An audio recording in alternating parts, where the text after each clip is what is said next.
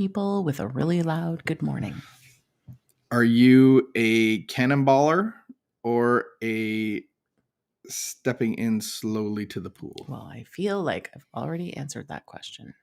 You are a gradual getting wet in the pool. How many times do you think that you have scared me in the 30 years that we have been together?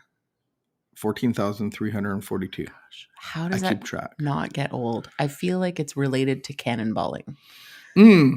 Yeah, for attention. I was like, why would somebody cannonball? Why would somebody like me cannonball or do a backflip off a diving board Or the or the top. top of a boat? The first one went really well. The second one you slipped and everybody on the boat could hear that you slipped. There was a slip. We all went. Yeah.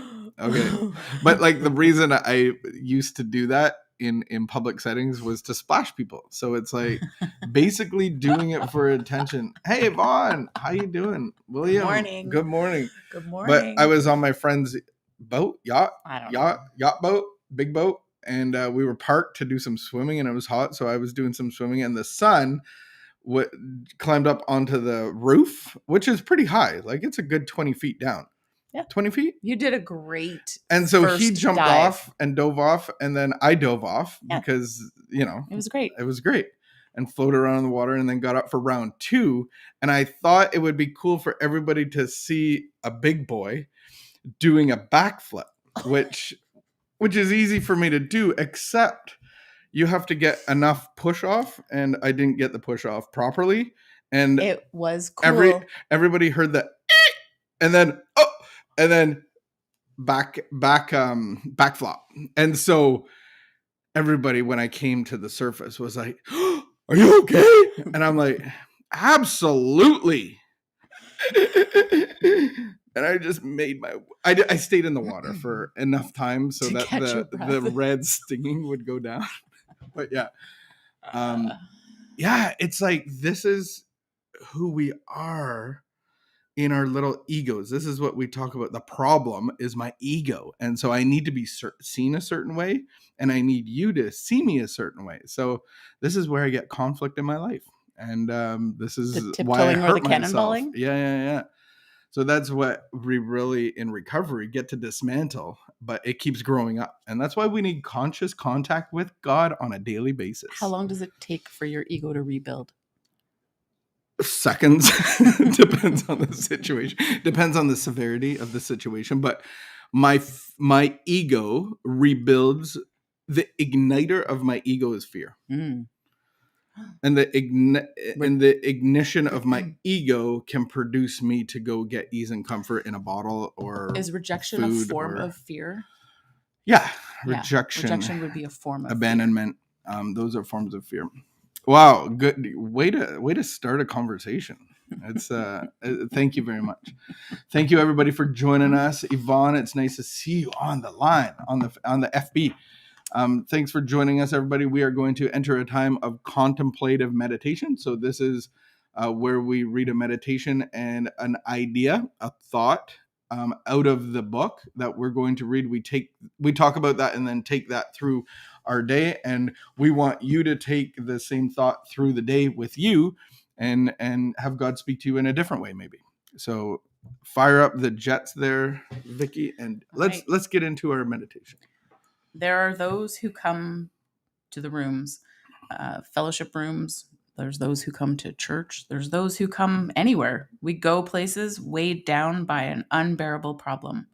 They expect that it can be solved by human means alone, but they soon learn that the help they get is provided by human beings acting as channels for the love and wisdom of a higher power. Okay, so read the first part again. Like the newcomer comes into the rooms expecting what? Weighed down by an unbearable problem, or because the problem are people. Like, so in the Al-Anon program, the problem is me. Yes. And if only I stop drinking, all of your problems would be fixed. Okay. They expect that their problems can be solved by human means alone, but they soon learn that the help they get is provided by human beings acting as channels for the love and wisdom of a higher power. Perhaps they have never had the security and comfort of a living faith. Often they have lost what faith they once had because of misfortunes that have befallen them. They may feel that God has been cruel and unfair. that he is not concerned with them and their burdens. Some, in utter despair, actually think they are not worthy of God's care. Today's reminder: divine help is always near and available to me if I am willing to accept it. Active consciousness at all times of not my will but thine be done will work out every difficulty. Mm. The quote: Read the quote. short arm needs man to reach heaven. So ready is heaven to stoop to him. Oh, even though we have short hands, heaven stoops down to us. Oh, that's a cute picture. I like that. So what I'm getting is that in our relationship of codependency and addiction, that if you had all your problems solved, it would mean that I would stop using and drinking and do what you needed me to do for you to be okay. That's what I barreled into. Well, I mean, I started by just like not holding on to my secrets anymore and like telling people like, hey, this is what's going on and I need answers. Like, tell me what to do. Like, what do I do about this? And then I did go to Al-Anon. I did go to Al-Anon, like the family groups for alcoholics and the family group for addicts. And I think we even went to church, and I reached out to a bunch of people like, these problems are overwhelming to me. I need help.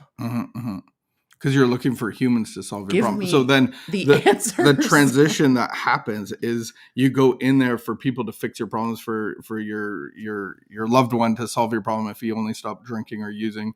Right. And then you get to realize that you get connected to people that actually lead you into a relationship with God. And so what's coming up for me is that we're actually spiritual beings. So you outside of recovery, you're a spiritual being disconnected from God, wounded, deflated, and we're trying to have a human experience. So apart from God, we're just trying to have human experiences, trying to numb our pain. And so our goal in recovery is to connect people to the Spirit of God.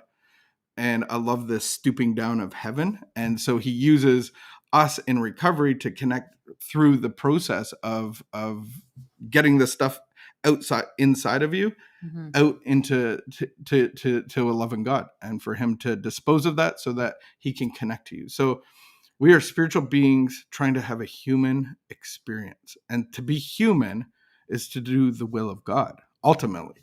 And that's what Jesus came to display, is like, this is how to be human. And I think a good starting point is, here it says, not my will, but thine be done. And I think that's like a good prayer, except nobody ever uses the word thine in any other context. I'm going to use it today. Throughout the day, I'm going to use thine. What does thine mean? Start yours. Okay. Yeah. So we can just start by saying like, God, I don't have this figured out and I need your help. And for me, a prayer that I started praying a couple years ago was, okay, God, if you want me to do this, I need your power.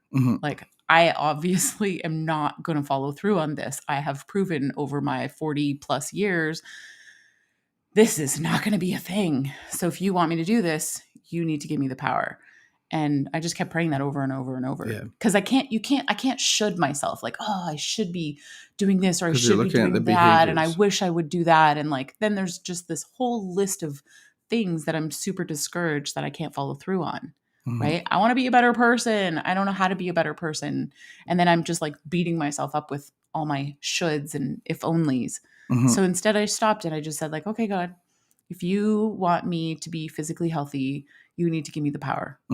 Okay, God, if you want me to get up in the morning and not be miserable, you need to give me the power. And that's a beautiful thing about a relationship. All the problems don't get solved all at once. And so the problem lies within me. And so the process of LifeLab actually connects you to the power of God by going through an inventory process where we actually get to see the fears. And so that's an incredible experience, to bring your fear and your delusions and all of your belief systems and going like, here, take this. It's blocking me from your power. And so we got to get connected to each other in a healthy way.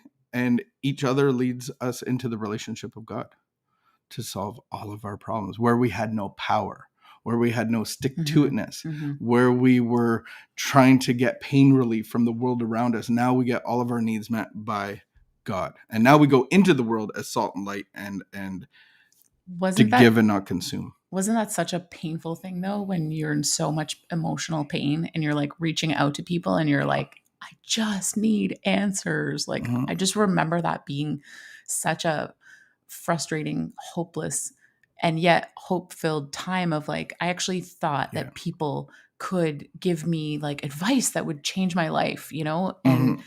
and then slowly realizing like, oh, actually I can come up with my own new solution, but I'm not doing it by myself. Like, oh, God is actually, I didn't realize at the time, like, oh, God is actually leading me and guiding me, because I became humble. I became willing to say, like, yeah, I really suck at running my life. And so initially I reached out to other people because they're really tangible.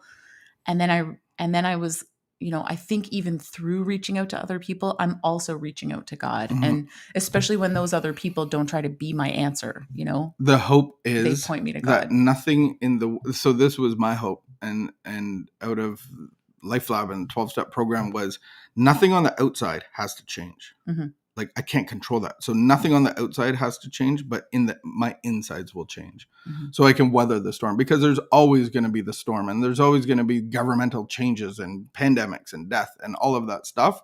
But how do I be okay within that? Because I'm getting my life from God. And so as I get my life from God, I can pass that to the world around us. The Bible calls that peace that surpasses all Ooh, understanding. the peace. All right. Thine was a great ending. You're all right. We are going to leave. Hi, The Shannon. contemplative thought is, where am I getting my life from? Am I reaching out to others, or am I just being stuck in isolation, alone, getting ease and comfort from the things that I fill myself with, or the people that I'm in relationship to, and I'm consuming the world around us? Or am I getting my solution from the connection of God? So Mhm. leave you there. Thanks for joining. Thanks for joining. Keep the peace, be of good behavior, and we will see you tomorrow. Goodbye, guys.